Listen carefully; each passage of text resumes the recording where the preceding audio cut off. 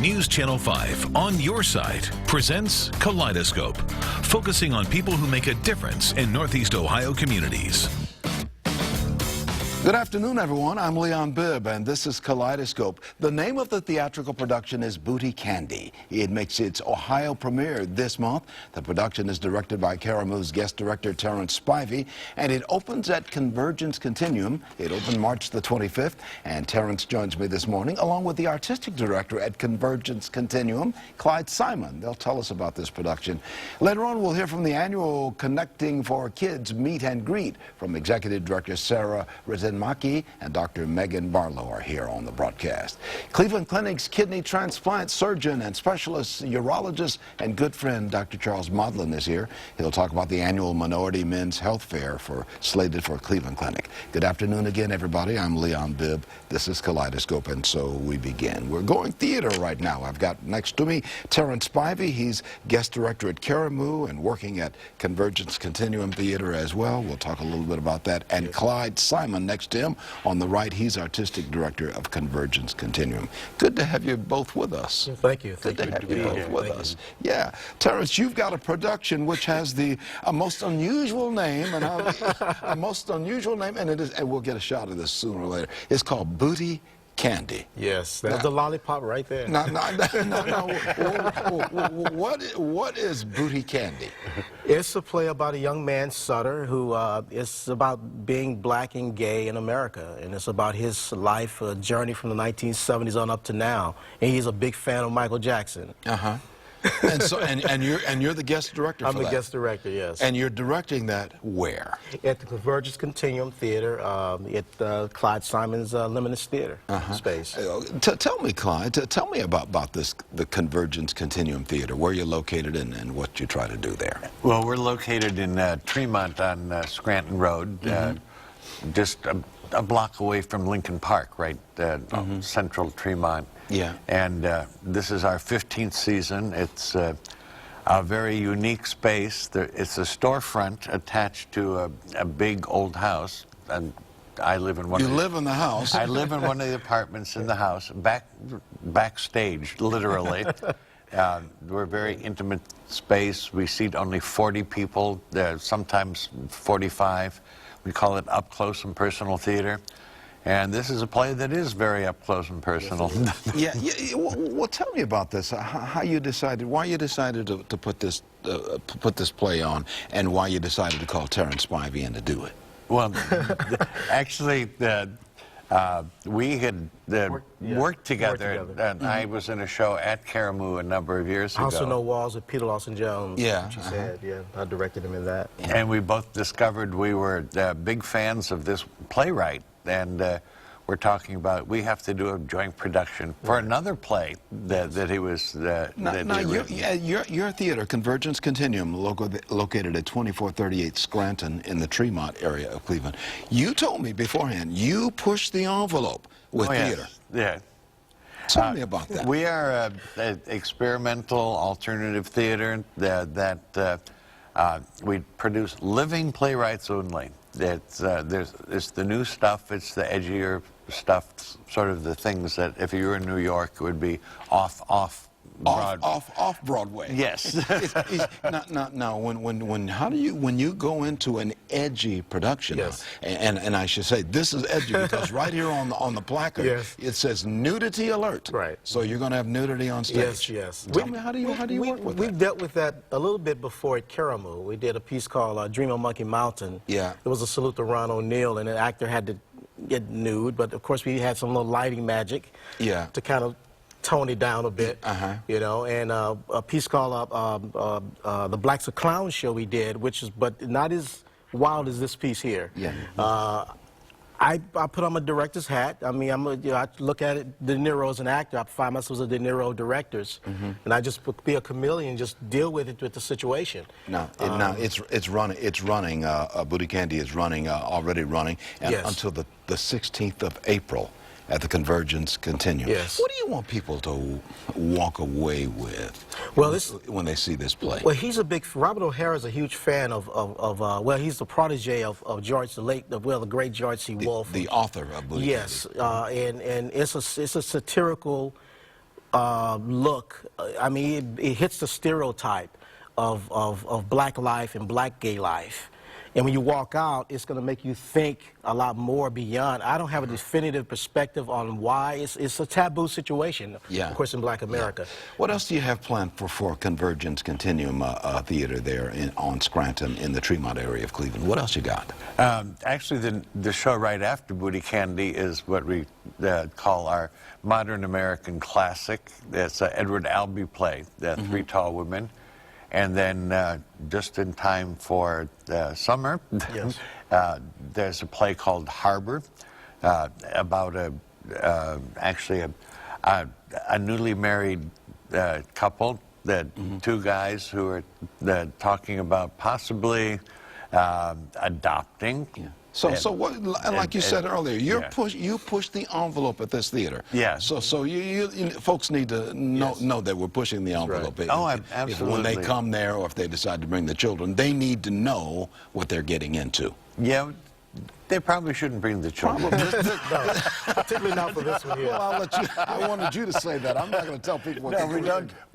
There's excellent children's theater and family theater in Cleveland, but that's not our niche. Okay. All right. It's the controversial topics presented, but we don't promote any certain view. We think the audience is intelligent. Make up your mind. Okay. 687-0074, that's the phone number to Convergence Theater, or convergence-continuum.org. More information on everything we're talking about. Always good to have my friend here, Terrence Spivey, who's the former artistic director at Karamu and still doing some work at Karamu, guest directing at Karamu, and Clyde Simon, who's artistic director at Convergence Continuum. The name of the play is Booty Candy, Nudity Alert. You heard it first right here.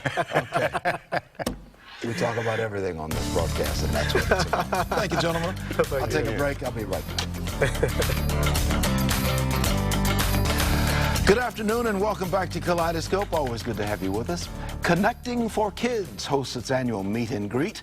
This event will allow families to learn about resources and therapies and summer camps and after-school programs for children. Executive Director Sarah Ritamaki is here, and Dr. Megan Barlow is here of Megan Barlow and Associates. They're both here to tell us about this event taking place on April the 14th. Sarah Ritamaki, good to have you with us. Thank you. You're Executive Director of Connecting for Kids. Good to have you with us. And Megan Barlow, Dr. Barlow, good to have you with us. First off, tell us about the mission of Connecting for Kids.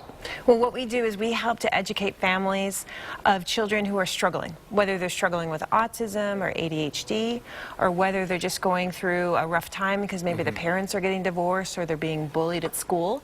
They can contact us for education, resources, and support. So a lot of things are going through the minds of children when they are dealing with a lot of adult issues in their families and in our world as well. Oh, there's just a growing number of children that are struggling. You know, there's an estimated 12% of children that have an anxiety disorder.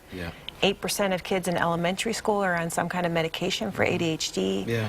As well as, you know, so much media choices today and, you know, online bullying and things that parents don't always know how to help their child through. So we need somebody like Dr. Megan Barlow to come in and help us. That's right. What's your involvement with this? You're a pediatric psychologist. I am, and this is my 4th year attending the meet and greet, but this is my first year where I'm fortunate enough to be a sponsor of the event. So you look forward to this. I look forward to and people this call every year. upon your expertise. You hear you hear of these kinds of situations, I guess, on a daily basis. Yes, so these are the kinds of families that I work with and that associates in my practice are working with, supporting these children and their families with issues like autism, but also social skills, just kind of managing the normal situations that all families deal with and figuring out how to maximize adjustment. Yeah. A few seconds ago, you mentioned the meet and greet. We might as well talk about that. Tell me about the Connecting for Kids meet and greet. You're scheduled it for Thursday, April the 14th. And tell me about what happens at this event, which my notes tell me you're holding at the Don Ummerly Civic Center at 21016 Hilliard Road in Rocky River, starting at 6:30 in the evening. What happens at the meet and greet? We'll have more than 60 pediatric providers of services for families. So everything from summer camps, tutoring programs, social skills programs, as well as counselors, so that families can come and learn what's available to be able to help their children. And they can just come in and get this information right there. Is there a cost to all of this? Absolutely, no. It's free for any family to come. We ask for pre-registration, but we'll even take a walk-in that day. Okay. And once again, it's going to be at the Don Ummerly Civic Center, 21016 Hilliard Boulevard in Rocky River on Thursday, April the 14th. Starts at 6:30, runs for 2 hours. What do you hear most in your work dealing with kids? What kind of issues do you hear the most? That's a tough question. I think what I see in families most often are parents trying to figure out, is this normal? And if it is normal, I'm still trying to figure out how to help my kid get through it. So maybe, like Sarah had mentioned, bullying. And bullying becomes a big, hot topic, but I think a lot of times kids are experiencing problems with friends and with peers. That's not necessarily bullying. It's kind of normal kids figuring out how to get along. But I think a lot of times parents are trying to figure out, is this normal? Here's what my kid's going through, and how do I give them the tools to help them cope with a situation that may be normal? So much is going on with young people, not only today, but I guess since since forever. Right. Adolescence and all that. It's a growing time, and you try to help the parents deal with this, and the youngsters too. And the children as well. I know, Sarah, you've got something called the Wandering Safety Kits. Wandering safety kits that you plan to give away. What is that? Well, wandering is becoming a large issue for children, not only with autism, but also Down syndrome, anxiety, ADHD, where they wander away from the home or away from a parent. Let's say in a grocery store, a parent gets distracted, and then they're gone. And so what we are doing is giving some wandering kits free to families to be able to talk about what kinds of technology and tools they could use to be able to keep their child safe, as well as we have a community education program to be able to talk how it's all of our collective responsibilities in the society, if you see a child by themselves, to stop, seek some authority help, and to be able to stay with them until the authority comes. Yeah, call somebody, call police or fire or somebody like that. And I feel like we've gone as a society away from approaching a child by themselves for fear of being labeled a predator or somebody who's going to harm the child. And so when a child is wondering, we aren't reaching out to help them. And we really need to be aware that there's a growing number of children that might be away from their families. I want to put a phone number on the screen, 440-250-5563. You see at the bottom of the screen, or you can go to connecting4kids.org/meet and greet. More information on everything that we've been talking about. And in our final seconds, this is vital to what we're talking about. This is really saving the children. Saving the family as well. Absolutely. Absolutely. So you'll be there, and I'll be there. Okay, giving your expertise. Right. We appreciate your giving your expertise as well, right here at the Kaleidoscope anchor desk, and you too, Sarah Renton-Maki, Executive Director of Connecting for Kids. Many thanks. Thank you, Leon. Okay, we'll take a break. Once again, Thursday, April 14th at the Don Ummerly Civic Center on Hilliard Road in Rocky River. Thursday, April 14th, 6:30 in the evening, the meet and greet for the organization. Thank you so much. Taking a break, I'll be right back in just a moment. We'll hear about the annual Minority Men's Health Fair at Cleveland Clinic. Your friend and mine, Dr. Charles Modlin, joins us after this. Well, the doctor is in the house. Welcome back to Kaleidoscope. And the doctor I'm talking about is my friend and yours, Dr. Charles Modlin, kidney transplant surgeon and urologist at Cleveland Clinic. Good to have you with us as always. Thank you for having me. Yeah, good to have you back. It is time for the Minority Men's Health Fair. Once again at Cleveland Clinic.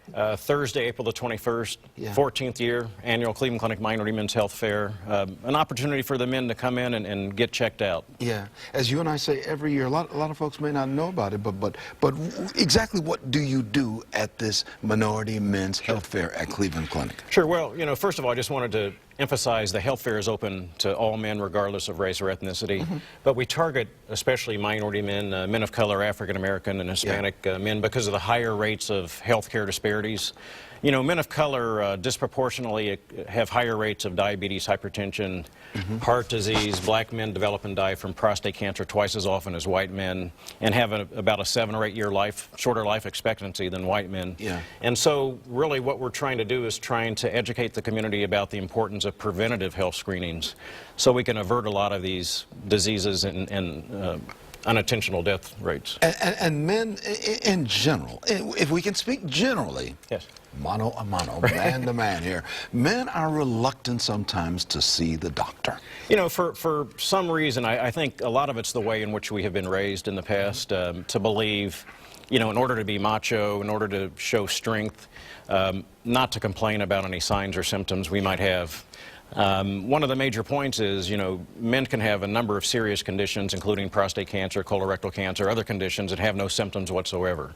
So we just need to really encourage the men. We need to have the women or whomever can get the men to show up and undergo these preventative health screenings, because through early detection, we can and we have been saving lives through this annual Minority Men's Health Fair. Yeah. And that's going to be on the 14th of April at Cleveland Clinic. And what time do you start? Well, it's going to be actually April the 21st. It's our 14th annual, but we're going to start. I said the 14th, but I meant the 21st. April 21st. Yeah, we're going I to start just can't read. 5 o'clock in the evening, Cleveland Clinic's main campus, Glickman Tower. We're going to go from 5 until about 8:30 or 9 o'clock at night. We have 450 Cleveland Clinic doctors, nurses, employees, volunteers ready to serve the gentlemen. Free health screenings from head to toe, free parking, health education, physician examinations, educational materials. And sometimes at these events, you have caught something that they needed to address. Every year we catch many cases of prostate cancer and other conditions. And you tell them, you're right here at the hospital right now, let's just walk over here and we're going to do some more There have testing. been some instances where we will find men with really severe hypertension, and we'll actually take them to the emergency room right there on site. Do people need to be pre-registered for this? No, actually, the majority of men actually will just walk in and register on location. We do have a website where you can actually pre-register, clevelandclinic.org, then /MMHC, or if you just Google Cleveland Clinic Minority Men's Health Fair, the registration will come up. And it's okay for the women in their lives to bring them there, to drag them in if you got to drag them in. Actually, you know, I tell people all the time, just put the men in the car, don't even tell where you're going, and just get them there, whatever it takes to get them there. Because we are actually talking about saving lives with what you do. Saving lives, you know, in all age groups of men. You know, hypertension is a silent killer, leads to heart disease, stroke, kidney disease. I'm a kidney transplant surgeon. One of the leading causes of kidney disease requiring transplantation is diabetes and high blood pressure. Again, most individuals have no signs or symptoms in early stages. You do a kidney transplant just about every day, don't you, over the Cleveland Clinic? Yeah, we're fairly active. We have a large active program, and unfortunately the number of individuals who need transplants is on the increase, and about 40% of everybody who needs a transplant is an African American. Yeah, and I know you're one of the leading people over the Cleveland Clinic who does this. One of the leading people in the country, because you're doing these transplants yourself. I'm talking about you, Charles Mondlin. Well, it's a team. It's a team effort. But you're on the team. Oh, sure. And you are doing this.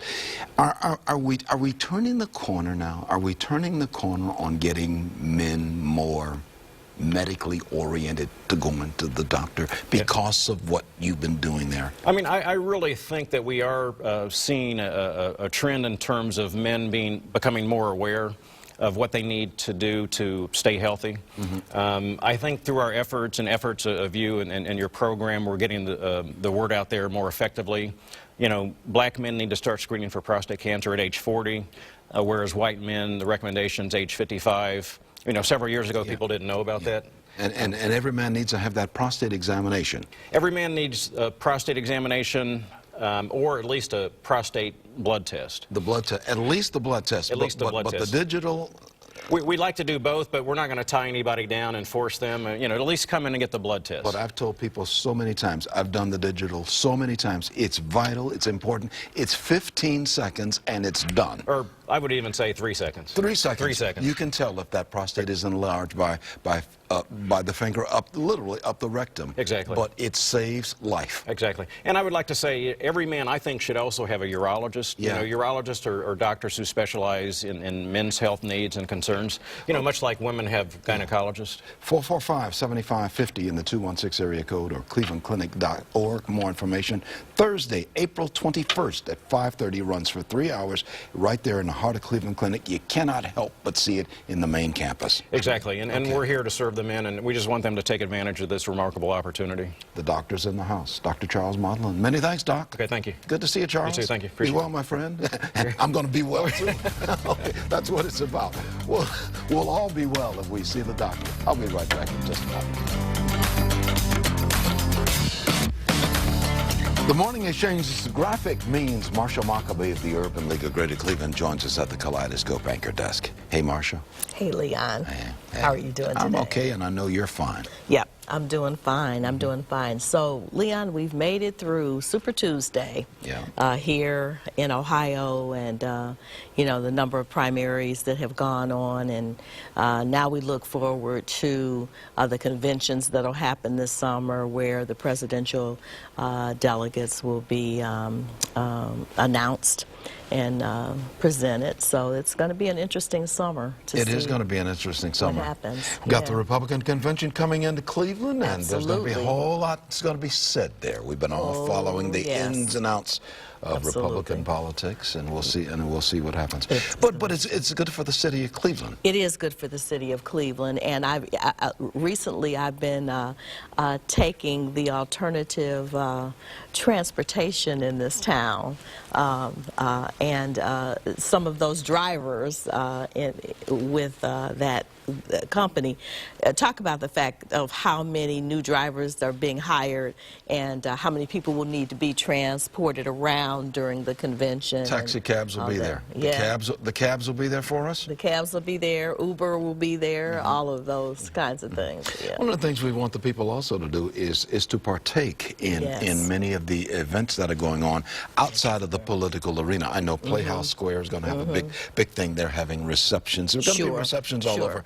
And we want the delegates to see University Circle and the Art Museum and the Natural History Museum and all the museums there. And we want them to understand how vibrant Cleveland is and what a wonderful place. We're the best location in the nation. Oh, yeah. I remember we say that all the time. We're still saying it, Cleveland. Yes. We are the best location in the nation. Thank you, Marcia. You're welcome. And thank you. And be well. Yes. This has been a presentation of News Channel 5's Kaleidoscope, a weekly public affairs program brought to you in partnership with the Urban League of Greater Cleveland.